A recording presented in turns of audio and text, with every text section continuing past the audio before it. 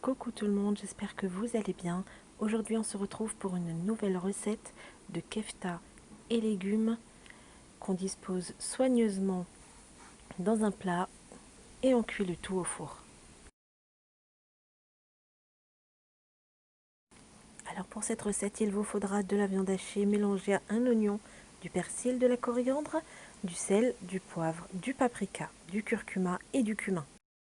Il vous faudra également quelques pommes de terre, une tomate, quelques tomates cerises, une courgette, un piment vert et un poivron rouge.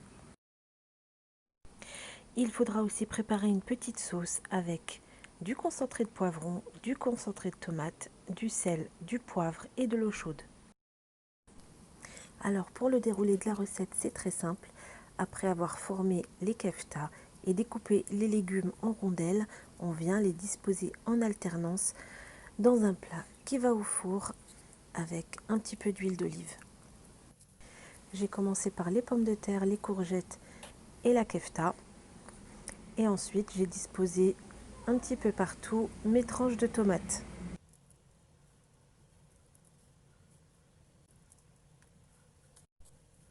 Ensuite, je viens rajouter des lamelles de poivron.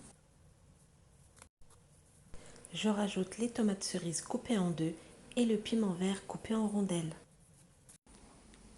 Ensuite, je verse la sauce tomate un petit peu partout dans le plat.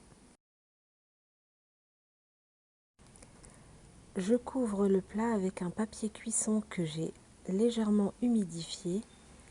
Et ensuite, je mets le plat au four à 180 degrés pendant 1 heure.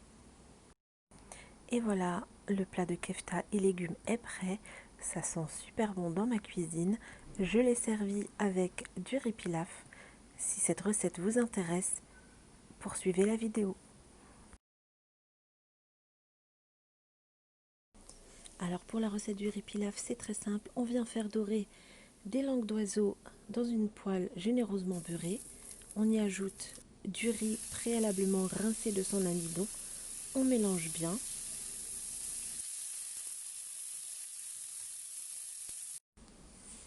On couvre d'eau. On assaisonne avec sel, poivre et feuilles de laurier. À ébullition, on rajoute un bon morceau de beurre. On couvre et on baisse le feu. Cuisson 10 minutes top chrono et votre riz est prêt.